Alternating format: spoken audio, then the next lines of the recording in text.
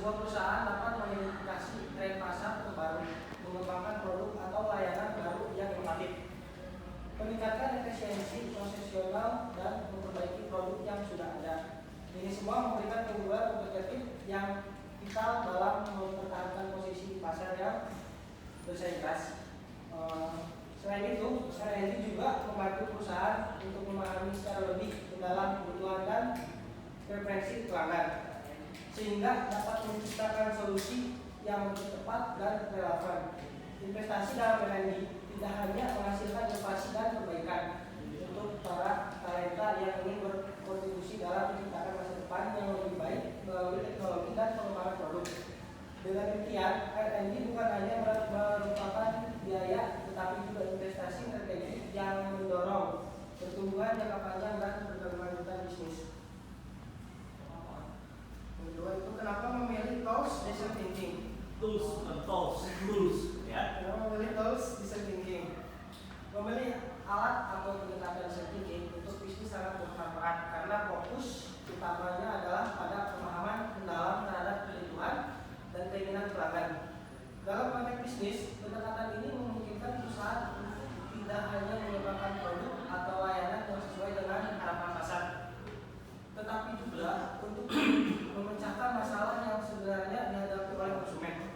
Dengan mulai dari tahap empati, bisnis dapat mengumpulkan data yang relevan dan akurat tentang preferensi pelanggan serta tantangan yang mereka hadapi. Kemudian, tahap defini membuat dalam merumuskan masalah dengan lebih tepat sehingga solusi yang dihasilkan lebih terfokus dan efektif. Ideat memungkinkan tim untuk berkolaborasi secara kreatif dalam menciptakan solusi inovatif. Sementara prototipe dan tes memastikan pelanggan sebuah diluncurkan secara luas. Dengan menggunakan alat design thinking, bisnis dapat mengurangi risiko kegagalan produk baru, meningkatkan daya saing dan membangun hubungan yang lebih kuat dengan pelanggan melalui produk yang lebih relevan dan bernilai sama. Lanjut, tujuan meningkatkan penjualan relatif dengan menggunakan pendekatan design thinking yang komprehensif dan berkelanjutan.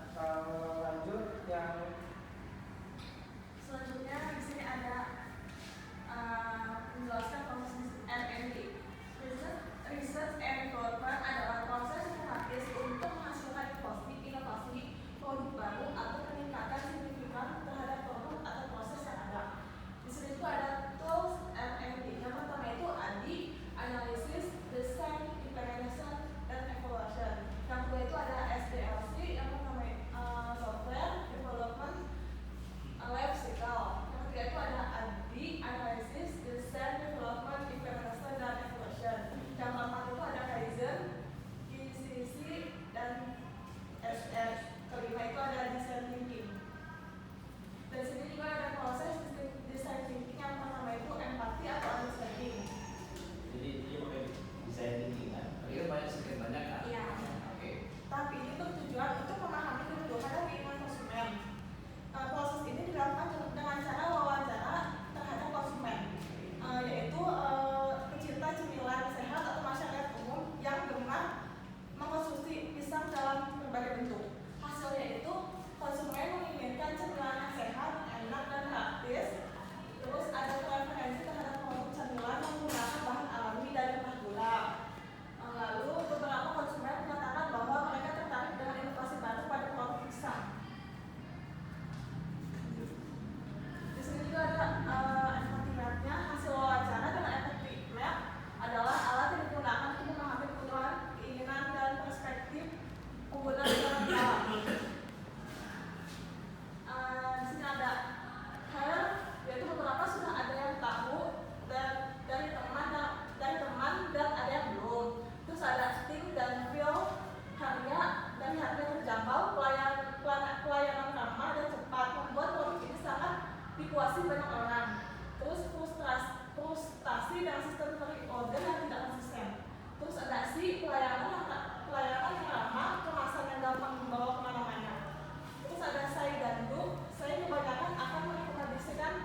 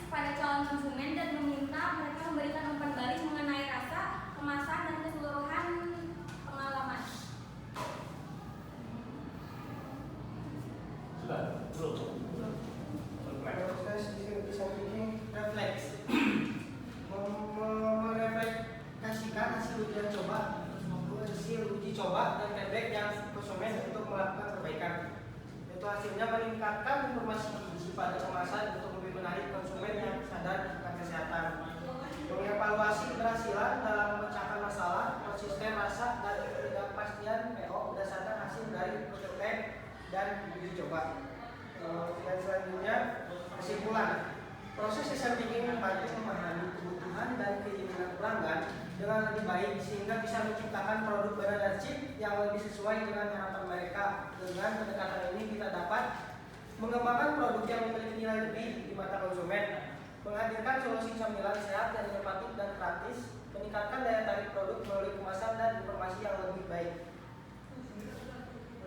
Sekian dari kami. Oke, sudah sampai tahap ini bagus ya.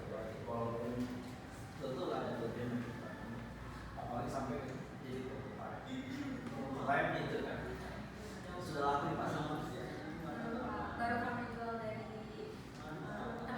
Teman-teman bisa nggak respon dari pasar sudah coba belum kita coba. yang harusnya kan kalau mengikuti desain tadi ya, tentu ada interaksinya kan namanya interaksinya dari hasil itu tes pasarnya sampai bagaimana feedbacknya kan namanya istilahnya ada CSR customer CRI customer response index. Oke, artinya Anda lebih kepada saya lihat ya desain apa namanya itu iterasi desain yang Anda lakukan ini untuk inovasi produk ini coba kita oke terus Anda pilih yang desain thinking kan ya betul. Kalau melihat dari itu saya perhatikan lebih kepada apa sih yang dibutuhkan konsumen itu permasalahan konsumen. Kalau melihat dari ilmu manajemen strategi marketing dia menurut kalian berbasis market base atau resource base? Yang rapi dong. Market base. Ya, oke. Ini karena dia design thinking tadi lebih kepada apa sih kebutuhan konsumen, permasalahan konsumen apa kalian menjual produk sesuai dengan kebutuhan konsumen. Kenapa? Karena yang beli pisang sudah semua orang sudah tahu pisang ya. Tapi pisang yang bagaimana yang digemari konsumen? Makanya kalian menggunakan metode sistem thinking. Saya biasa menggunakan sistem thinking yang desain ya. Kemudian dari tahapan yang Anda lakukan, kemudian tentu ada paham yang paling penting mana? Dan model yang Anda pakai yang paling penting mana? Prototype. Yang produksi siapa? Kemudian kalau kamu yang paling penting apa?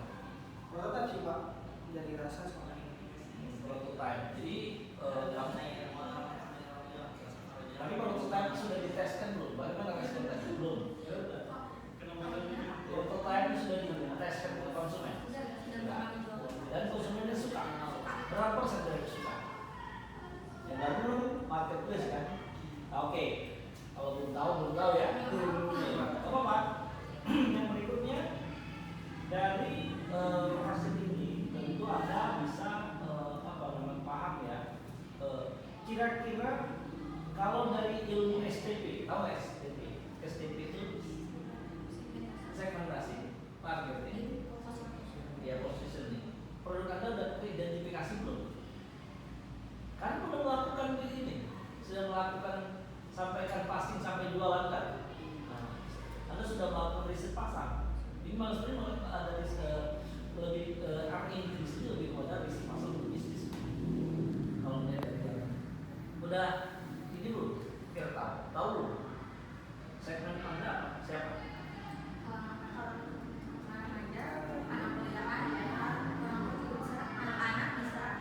Tapi yang lebih ini apa? Anak-anak sama Remaja aja. Terus kalau targetnya, target pasarnya, Semua. terus position produk Anda apa?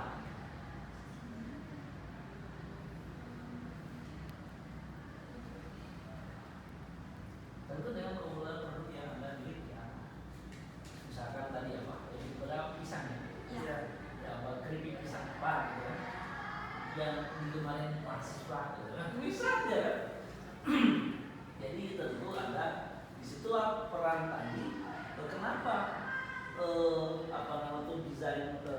thinking tadi itu tidak terhenti.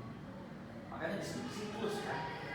Karena ada iterasi, oh kok penjualan turun, berangkat lagi. Terus maunya gimana tuh pasar nih? Gitu. Makanya disebut sistem design thinking atau disebut siklus ya, ada suatu iterasi. Kemudian sebenarnya analisis adalah sudah benar melakukan analisis pendekatan tadi kan, mapping tadi kan, dan sebagainya. Nah, kalau misalkan itu kan masih manual ya, manual kan, bisa menggunakan Vivo, bisa menggunakan FPSS, mapping dan sebagainya bisa. Kalau respondennya cuma 20, is okay, ya kan? Agak gampang ya, apalagi kerjaan 3 orang. Tapi kalau respondennya 100-200, satu kota Bogor ya jadi butuh software, butuh metode statistik, bisa menggunakan before atau perceptual mapping ya. Nah, bisa menggunakan tadi yang Vivo. Kalau misalnya orang-orang dia apalagi kalian nanyanya agak bebas kan jawabnya, bagaimana di benak Anda ini apa yang Anda suka ini begitu kan? Oke. Nanti ini bisa saran saya bisa dikembangkan menjadi riset Anda, entah itu skripsi, tapi jangan sama itu skripsi sama satu skripsi itu beda-beda. Anda kamu lagi dari misalkan di sisi perilaku konsumennya, ada dari strategi marketingnya bagaimana, ada dari misalkan bagaimana dia supaya dia loyal. Nah, terus ada yang bisa mengukur customer respon indexnya bagaimana. Bisa juga nanti ini kalau di sini kan berbasis skripsi atau project base misalkan ya. Kalau project base mungkin bisa lebih dari 1 orang ya. Enggak. Harus 1 orang atau bisa kelompok.